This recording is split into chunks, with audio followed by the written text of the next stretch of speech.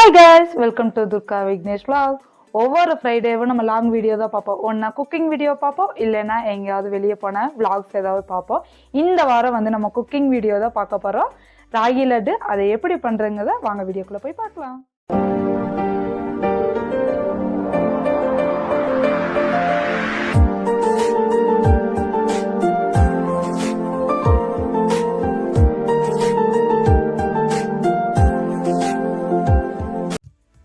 ராகி லட் பண்ணுறதுக்கு 1 table spoon நெய் எடுத்துக்கிறேன். நெய் நல்லா உருகுனதுக்கப்புறம் 1 கப் வந்து ராகி மாவு எடுத்துக்கிறேன். உங்கள் வீட்டில் எந்த மெஷர்மெண்ட் கப் இருக்கோ அந்த கப்பில் எடுத்துக்கலாம். அதில் 1 கப் எடுத்துட்டு நல்லா வந்து மீடியம் ஃப்ளேமில் வச்சு நல்லா வறுத்துக்கணும். வறுக்கும் போதே ராகி மாவில் இருக்க பச்சை வாசம் போயிட்டு மாவு கொஞ்சம் நல்லாவே வெந்துடும். மீடியம் ஃப்ளேமில் ஒரு 5 மினிட்ஸ் வந்து வறுத்து எடுத்தோம் அப்படின்னா மாவு ரெடி ஆயிரும். நல்லா வந்து அதில் கொஞ்சம் புருடாக வரும். அதையெல்லாம் நல்லா உடச்சி விட்டு நல்லா 5 மினிட்ஸ் வறுத்து எடுத்து இதை ஒரு தனியாக வந்து ஒரு பிளேட்டுக்கு வந்து மாற்றிடலாம். பிளேட்டுக்கு மாற்றினதுக்கு அப்புறமா ஒரு 1/2 கப் வந்து வேர்க்கடலை வந்து எடுத்துக்கலாம். நீங்கள் எந்த மெஷர்மெண்ட் கப் எடுத்தீங்களோ அதே கப்பில் 1/2 கப் வேர்க்கடலையை எடுத்து அதையும் நல்லா வறுத்து எடுத்துக்கணும்.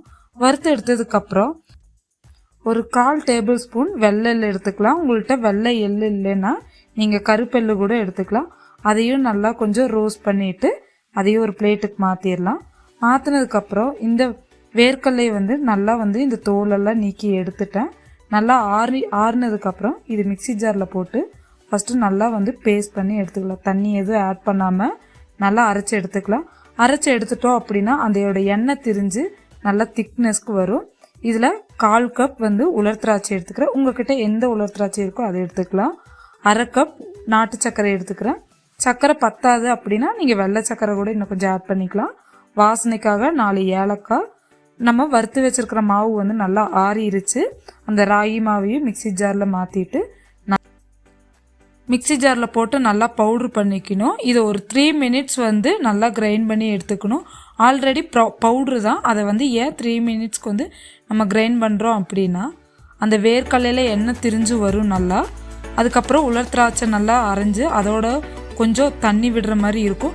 அப்போ வந்து கையில் பிடிச்சு பார்த்தீங்க அப்படின்னா லைட்டாக வந்து பிடிக்கிற அளவுக்கு வரும். அந்த பிடிக்கிற அளவுக்கு வந்தோடனே என்ன அதுக்கப்புறம் வந்து மிக்சி ஜார்லேருந்து ஒரு பிளேட்டுக்கு மாற்றிடலாம்.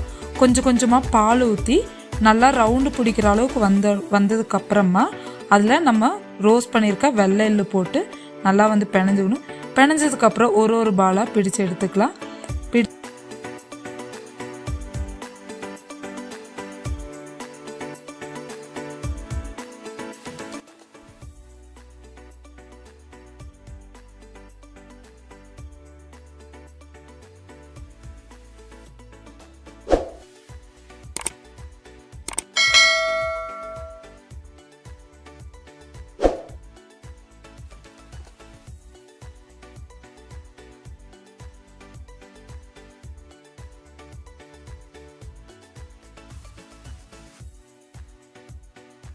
ஒரு பாலாக பிடிச்சு எடுத்துக்கலாம்.